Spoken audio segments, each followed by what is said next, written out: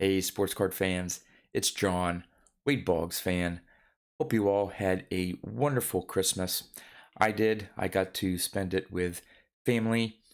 I didn't get any baseball cards for presents. Usually, my wife gets me some pretty cool Wade Boggs cards, but we decided this year not to give each other any presents. We're hoping that next year we're able to find some land and be able to build a house for us, so we wanted to save up some money.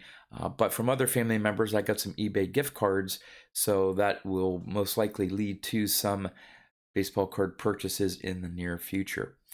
Seeing that we are toward the end of the year, I thought I would do a year in review recap video of some of my top purchases and pickups for the year. So I have a list of 25 Wade Boggs cards that I picked up and a list of 25 vintage cards that I picked up in 2021. Basically just decided to order them, rank them by how much I paid for them, not necessarily what they may be worth, especially on the vintage side. Some of the stuff I may have picked up early in the year for a certain price may be different now. So I didn't worry about current values. I just ranked them based on what I bought them for and rank them from lower to higher. So, yep, let's get with the year in review and check out some cards. I'm going to start off with the top 25 Wade Boggs pickups for the year. Coming in at number 25, we have the 2005 Absolute Memorabilia Tools of the Trade autograph. Serial numbered out of 35.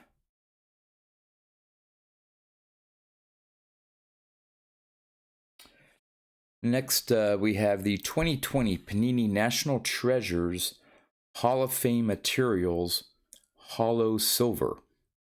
Serial numbered out of 10.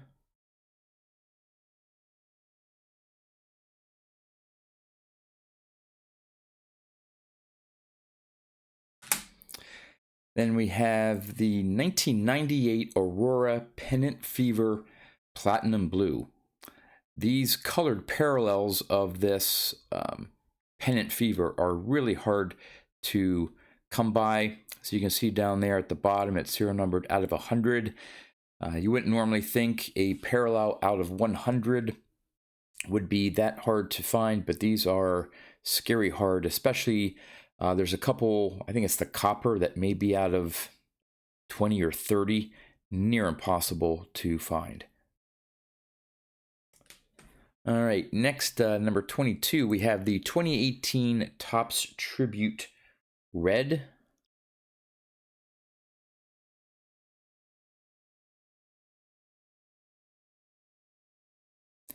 Serial numbered, what is that, 7 out of 10. Then we have 1998 Donruss Prized Collections Elite. Nice shine to that.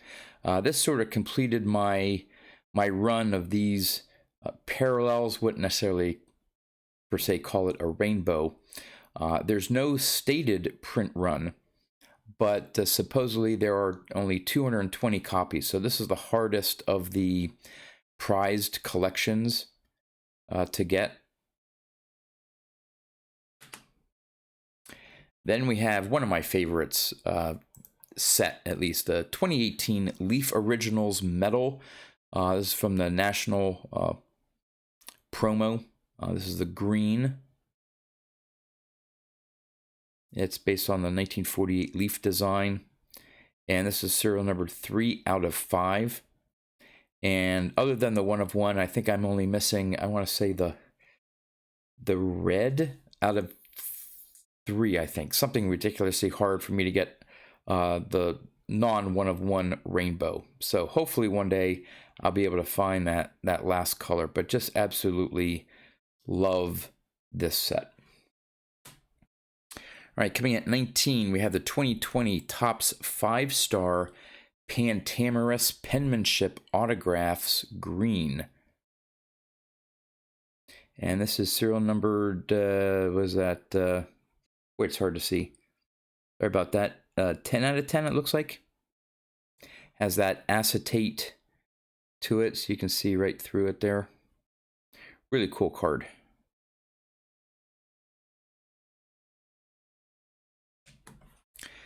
Then we have the 2003 Topps Tribute Perennial All-Star Relics. This was one that, again, it's from 2003. Not super hard to find, but just one that I just never had in my my collection, so I was able to finally pick one up. It is not serial numbered. Pretty cool shine. Then we have at number 17, 2003 Topps Vintage Embossed. Now this is a buyback 1984 Topps card, so his 84 Topps is obviously my favorite Boggs card of his. Let's see if I can get this focused better here. There we go. Now, what makes this the vintage embossed, you can maybe see there right on his cap there, there's a embossing. And so it was, again, buyback cards. Now, I think according to Topps or whatever, they only included 24 of the 84 Topps cards as embossed buybacks.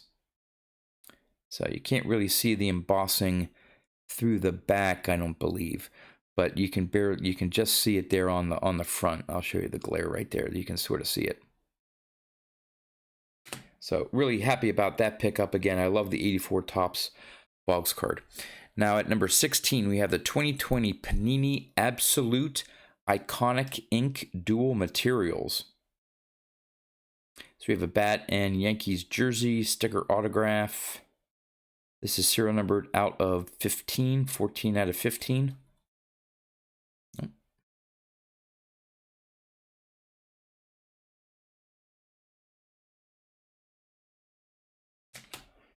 Then coming in at number 15, we have the Panini America's Pastime Trading Swatches Red.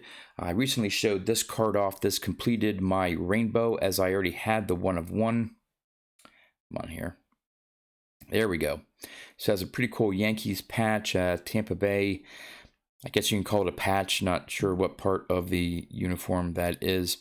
With a solid green like that, I don't know if it's actually under Tampa Bay cap or some solid part of maybe a letter, not sure, but it's the red parallel because you see the red foil around the items, and it is number 3 out of 10.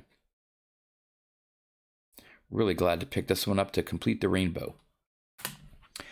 Now we have 2005 Absolute Memorabilia Tools of the Trade Autograph Swatch Double Prime Red. Say that fast 3 times. Love these tools of the trade. You have a jersey prime of the Devil Rays there. You have a bat piece, sticker autograph. But what makes this somewhat hard is it's serial number 9 out of 10. So, and I think I also had the Red Sox version, so this completed sort of the pair that I needed. So I was really happy to pick this one up. Then we have 2020 Topps Diamond Icons Red Ink Autographs. This is serial numbered out of 10. I think it's 8 out of 10. I like how Diamond Icons has the red ink version parallel, so to speak. Now, not necessarily on this card design, but on other designs, that red ink just really pops. I don't really quite care for the 2020 design, but hey, it is what it is. There it is, Topps 2020 Diamond Icons Baseball. All right, number 12, we have the 2003 Topps Tribute Perennial All-Star Relics Gold. I mentioned I had to pick up the base. This one is harder to find. So this is the same version as the one I showed, except it has gold foil around it, and it is serial numbered 3 out of 25. So these are harder to find, so I needed both, and this year I was able to pick up both versions. All right, almost at the top 10. Number 11, we have the 2020 Topps Allen and Ginter Mini Framed Cloth. This is serial numbered 7 out of 10. Apologize for the glare there. Sometimes to see the serial number, you just got to put the card on a certain angle here. But silk card, you can see it through there. While he's not in a Red Sox uniform, of some of the other poses that Topps has used for Allen Ginter, I really love this image of Boggs and the Devil Rays. Of course, I prefer him on the Red Sox, but I just think that's a cool image, and to have that, the mini silk out of 10. So, all right, now we're at the top 10 Boggs cards for the year. 2020 Topps Sterling Swings Autograph Relics. Cool card. You can't really tell, but this section here of the card is sort of inset and sunk in on the card. It is a pretty thick card and has a jersey piece and a bat piece. Serial numbered out of 25 with an on card, which is what I prefer, autograph. There's the back there.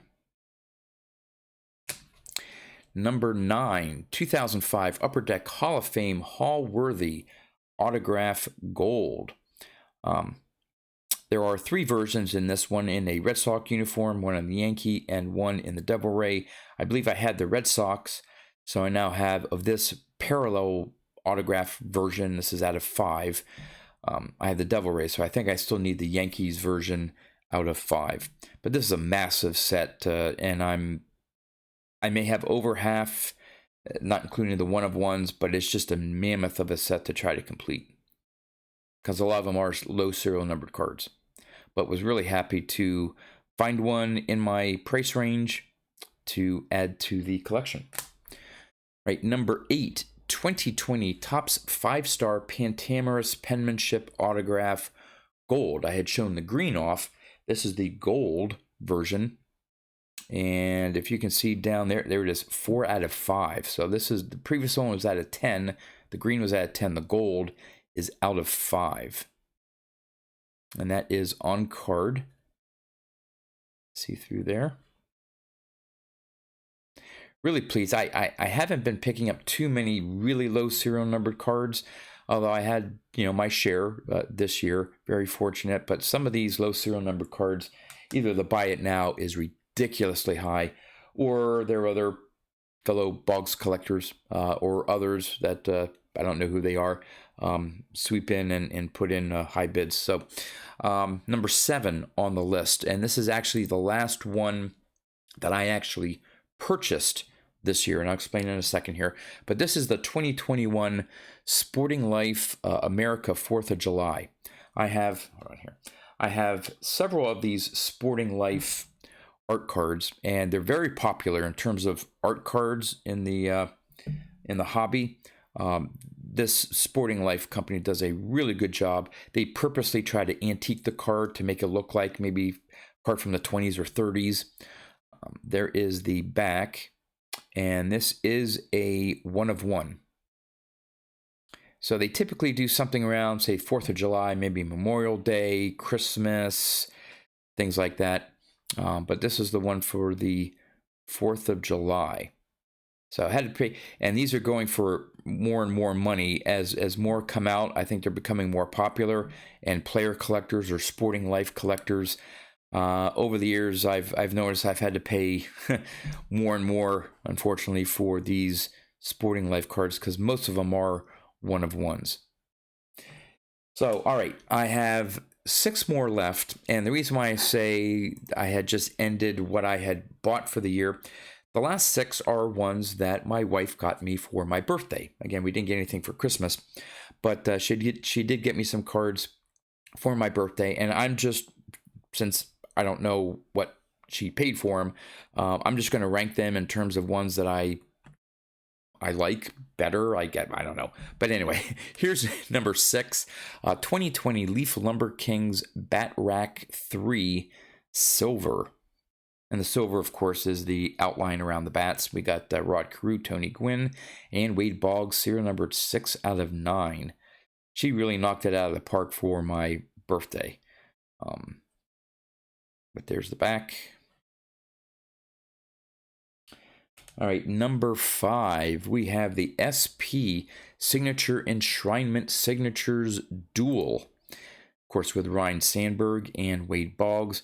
The only thing I don't like about this set, this enshrinement set, doesn't even have like a picture of their face or anything like that. It's just autographs on a card. I mean, it's cool to have, in this case, 2 Hall of Famers, both 2005 inductees, serial numbered 5 out of 48, but the card itself, I don't know.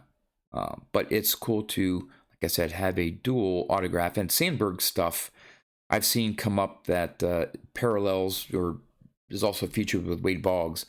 And some of them, the asking prices are just crazy. So really nice to pick up another, I don't have too many, but another Sandberg auto to go with the Boggs auto.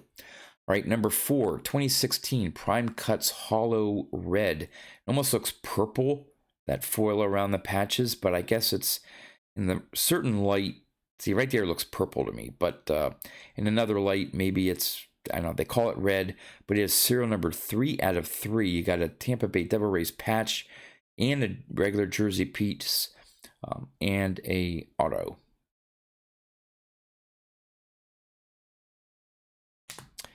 Then number 3, we have the 2016 Panini Pantheon Scripts Bronze. You got a Red Sox patch piece there on card autograph. And serial numbered at the top there out of 3. So she got me 2 cards serial numbered out of 3. I don't know how she found them or what she had to pay for them. But really great to have them as part of my collection. Number 2, 2019 Topps Diamond Icons Autographs Red. Whew. Oh, come on, let's get this in better focus.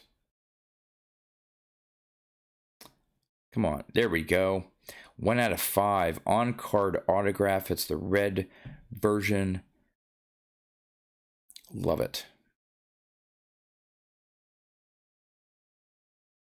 And my number 1 pickup, Wade Boggs pickup for the year. And again, it may not be in terms of value, but just the design. Really love this. 2020 Topps 5-star Golden Graphs Purple. Love the gold marker that was used, or pen that was used for that, with the back color there. It just pops. It's out of 25. Actually, when my wife was buying for my birthday, she didn't realize she accidentally picked up 2 of these. So I have 2 of them. And she was sorry. I'm like, hey, this is an awesome looking card. Not a problem at all. So I actually have 2 out of the 25 here, but I'm just showing one of them. But really love the overall design of it. There is the back. So that wraps up my Wade Boggs pickups for 2021. Let's get these out of here. All right, on to vintage. Okay, let's see. Let me get my list up here. All right, starting at number 25, we have the Carlton Fisk rookie card from 1972 in a PSA 5. I don't care that the corners are slightly dinged. Again, for the budget that I had at the time for a Fisk rookie, very nicely centered, and that's what I was mainly looking for. I'm fine with a mid-grade copy of this. We have that. Number 24, we have a tough card to find graded in the grade I want just because of the pop. It was before he was selected to the Hall of Fame, not many people, I don't think, were interested in having Ted Simmons cards graded. So to find a 78 Topps in an 8, and again, for my 78s, I'm really trying to get, maybe with the exception of Eddie Murray, all 8s or 9s, because this is my set. So it took me quite a while to find an 8 that was reasonably priced. And that's a really nice copy right there. All right, number 23, we have my 1976 Korya Strumsky in a PSA 8. Really happy to pick up this card again for you Strumskis, since I'm serious about doing a player run of Stremski. I want to try to find as nice of copies as I can within my budget, and I was able to afford this really nice 8. Number 22 is the 1976 Johnny Bench. Here's a case where the 7s were just way too high. But this is a very clean, well-centered 6. Very happy with it. Number 21, another member of the Big Red Machine, and another 1976 card, is the Pete Rose. Another 6, maybe off slightly left to right. But again, Rose cards, my goodness, just a 7 is just ridiculous. What they're asking for is way above comps just consistently throughout the year. So I was able to pick up this 6 for a pretty decent price. Number 20, another 1976. This time we have the Dennis Eckersley rookie in a 6. Again, fine with that. Really nice centering. Then the 1977, I guess 77s are also, I've been looking at some 77s, trying to do, of course, the Hall of Fame run. And to get something minimum, I should be able to get 7s, except for the maybe the Bruce Sutter and the Andre Dawson rookie cards. Other than that, in my mind, I should be able to get 7s, and they shouldn't cost a fortune. But some of them, I tell you, it's crazy. But I was able to pick up this Tom Seaver in a 7. Really nice. Then another Tom Seaver, number 18, is the 1970, and I picked this one up fairly recently. Come on, let's see if I can get that little better center there. Or, yeah, there we go. Really nice. All right, number 17, we have the 1978 Dwight Evans. Another one, tough to come by. Couldn't really find many 8s. Saw a 9 that was maybe on the higher side of what I wanted to spend. But as a Red Sox, it's a Dwight Evans. Not a Hall of Famer, but in my mind should be a Hall of Famer. So picked up this really nice 9. Love the batting helmet and just the overall design. 78 is my set. So I'll splurge a little bit for a higher grade. Number 16 is another 78. You're seeing a theme here with certain years. It's the Andre Dawson. It's the Gold Cup. It's his first solo. Come on, let's see if I can get this. There we go. It's his first solo card. His rookie card is a multiplayer card from 77. So this card's really highly desired, sort of like the Pete Rose. If you're not going to get or don't like that multi-card head shot rookie card of Pete Rose, the 64 is the one to go with. Same here, I think, with Andre Dawson and Collector. So I got that one in a nice 8. Then we have this one I picked up at the National, 1966 Koryu Strumsky in a 6. Really like that. Love his smile. And number 14, 1974 Tom Seaver. Again, I went with a 6 because of the price point, and I think I picked a fairly well-centered. It's not perfect. Again, it's a 6, but I've seen some 7s that are more off-center than this, so quite happy with this 6 for a 1974 Seaver. Just love that action shot. All right, number 13 is a 1976 George Brett. Pick this one up in a 6. This Brett's really hard to find centered. As you start getting up to the 7s and 8s and stuff like that, you're really hitting the price there. So I was able to pick this one up. I think overall fairly well centered. I'm fine with that. Maybe a ding on the top right corner. It's a 6. Good enough for me. Really nice looking card. All right. Let's see. We'll get this out of the way here. Okay, there we go. Number 12, we have the 1977 George Brett in a 7. Again, these 7s, either they don't show up very often. I don't know what it is with 77s. I think in looking at multiple copies, 77s are, I think, are notorious for off center. They just, I don't know, the print quality I don't think was there in 77.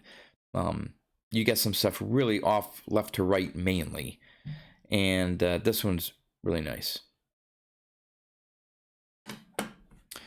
Then number 11, 1974, Topps, Korya Strumsky. I believe this was another one of my national pickups. Picked this one up in an 8. Really nice. Number 10. All right, we reached the top 10. 1972 Topps Korya Strumsky. This was on my 100 cards for $100,000. I was just looking for a 7, and what I had sort of budgeted for a 7 was with maybe paying, I don't know, $5 or $10 more. I got a 7.5. Really nicely centered, nice looking card. Number 9. Another one of my 100 cards for $100,000. 1970 Koryu Strumsky in a 7. Love that card. I made pretty good progress on my Strumsky run this year. Who knows? I'm not going to say I'm going to complete it next year, but that'd be pretty cool. Number 8, 1976, Tom Seaver. This was a national pickup in a PSA 8. I'm also making a decent progress on a Seaver run. A lot more to go than the Strumsky and is the Seaver rookie card, unless I get it in really low grade. It's going to be out of my price range for quite some time. But number 7, and this is another one of my 100 cards for $100,000 list, the 1973 Topps Hank Aaron. Come on. Try and get that focused here. There we go. For a 6, I was really pleased I was able to find this copy in my price range. Very well centered. Again, that's my key. I'll take a little dinged corner, things like that. But centering is what I look for, and really love this example of a 6. All right. Speaking of 6s, we're at number 6. And I had been not really wanting this card for a while, but whenever I would see it or someone would show it off, I'm like, man, that's a great looking card. It's a beautiful looking card. So I just casually started looking for one. One popped into was something that I could afford at the time. It's a low grade, but it presents very well, and it's my first 1952 Topps card. My 52 Topps Bob Feller in a 2. Again, corners are really, banged up, rounded, you name it, maybe a little bit of creasing there, but the main card itself and the color, just that's what does it for me. Centering for a 52, this is very well centered for me. I don't notice at all. I focus on the card itself and Feller's image, which is what I want in a card. So really happy to pick this one up. Wasn't spur of the moment, but it wasn't one where I necessarily had on my want list. But really glad I was able to pick up. And that was number 6. Number 5, this was a national pickup. I didn't need it in this grade, but once I saw it and the price I was able to negotiate, and I was able to afford it, I had to have it. So it was the 1971 Strumsky in an 8. Man, with the exception, maybe the bottom right corner, maybe a little chipping of the black. That is a sharp looking card. And the fact that, if you notice where you Strumsky run, very similar poses or the same image that they use in multiple years. This is a close-up image of him, unique to 1971 Topps. So just really happy I was able to pick this up in an 8. And for 71s, it's just so hard to get a high grade on these. All right, number 4. I had mentioned the Andre Dawson 78 being a rookie cup and being maybe more desirable than his multiplayer rookie card. Well, I was able to pick up the 1964 Topps Pete Rose rookie cup. It's in a 4, which is fine. And it may have ranked higher. There's a little bit of maybe light staining there. If with a qualifier, this may have been maybe like a 6 with a stain or something like that. I don't know. Sharp looking card. I don't mind that little stain at all. Very well centered. And in this case, I'm just focused on Pete Rose, his image, the rookie cup. Nothing else about the card distracts me. Really happy was able to get this one and don't mind it's a 4 at all. All right, number 3. Kicking off the Korya Strumsky run, and one I picked up at the National was his 1960 rookie card in a PSA 5. Slightly off-center top to bottom, but on these horizontal cards, doesn't really matter that much to me. Left to right is almost spot on. And in a lot of these 60 cards, you get, especially down at the bottom, you get like ink roller marks. Like you'll see some black ink splotches down near Korya Stremski. There's a little bit right up there, but doesn't take away from the overall card. Really love it. So I got his rookie card out of the way. So all the other ones, for the most part, depending on what grade I want, should be fairly easy to obtain. His 61, of course, is up there as well, which I need. 2 cards to go, and both of these were national pickups. Number 2 is the 1956 Topps Hank Aaron. It's gray back. I got it in a 3.